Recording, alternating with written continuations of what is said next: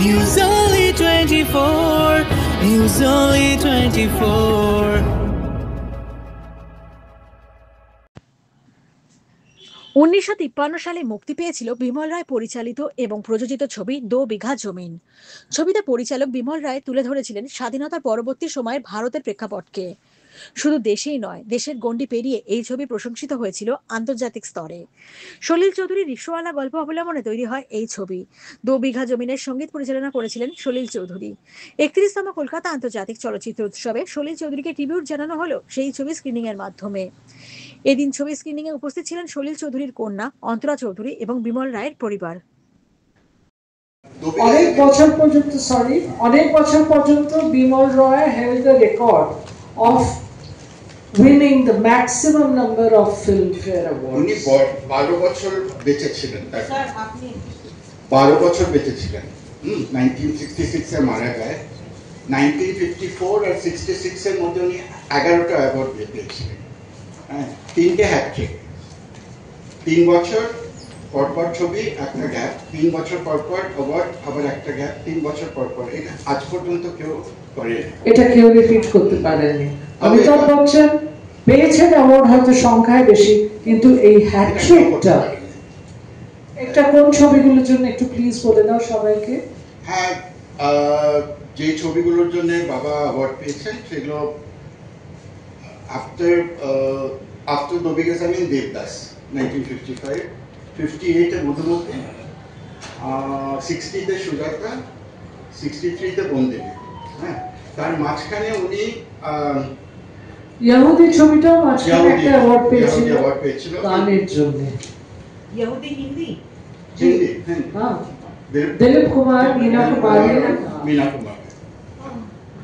আচ্ছা, তা আমি খালি বলতে চাই যে apart from everything else, আমার বাবার জেনারসিটিটা দেখুন। এই যে প্রত্যেক অ্যাসিস্ট্যান্টকে উনি চান্স দিয়েছিলেন, নিজে ছবি প্রডিউস করেছে। এটা অন্য কোনো ডাইরেক্টর কোনোদিন করে, কোনো প্রডিউসার কোনোদিন করে। আপনি মেহবুব খান দেখুন, যে সময়কার রাজ কাপুর, ওদের অ্যাসিস্ট্যান্টগুলো অ্যাসিস্ট্যান্টই রয়ে গেছে। উনি সবাইকে চান্স দিয়েছেন। আর দো বিঘা জমিনের বিষয়ে আমি এটাই বলতে চাই, কারণ দো বিঘা জমিন নিয়ে কথা হচ্ছে। বাবা খুব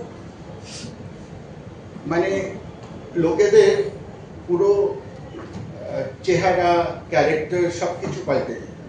বলরাজ সাইনি একজন ইংরেজের মতো লোক ছিল, সবসময় স্যুট করে করে বেড়াতেন। তাকে রিক্সাওয়ালার পাঠ দিয়েছে। আচ্ছা, নিরূপা রয় মাইথোলজিক্যালে সবসময় গডেস প্লে করত, তাকে একটা ভিলেজ ওম্যান বানিয়ে দিয়েছে। হ্যাঁ, এই যে এই জিনিসগুলো এক্সপেরিমেন্ট করা, সাকসেসফুল হওয়া, তার মানে কতটা কনফিডেন্স বাবার, না যে করতে পারবে। এরকম ভাবে বাবা অনেকজনকে ফার্স্ট মানে যে রেকগনিশন অফ ট্যালেন্ট, আপনি সবচেয়ে বড় এক্সাম্পল হলো গুলজার। গুলজার বাবার অ্যাসিস্ট্যান্ট ছিলেন। হঠাৎ একটা শৈলেন্দ্র আর এস.ডি. বর্মনের মধ্যে একটা কোনো গোলমাল হয়, তো শৈলেন্দ্র আর বলেছিল এস.ডি. বর্মনের জন্য গান লিখবে না, কিন্তু এই গান একটা দরকার ছিল, মোরা গোড় আংলেজের যে গানটা, সেটা রঘুনাথ ঝালানি বলে বাবার অ্যাসিস্ট্যান্ট ছিলেন। হঠাৎ একদিন এসে বললো যে আপনি বুঝছেন, আমার এক বন্ধু আছে মেকানিক, গ্যারেজে কাজ করে, কিন্তু খুব ভালো লেখে, আমি ওকে আনতে পারি? বললো হ্যাঁ, কিন্তু ও লিখতে পারবে। সেই আরম্ভ হলো গুলজারের লিরিসিস্টের জন্ম। মানে সেইটা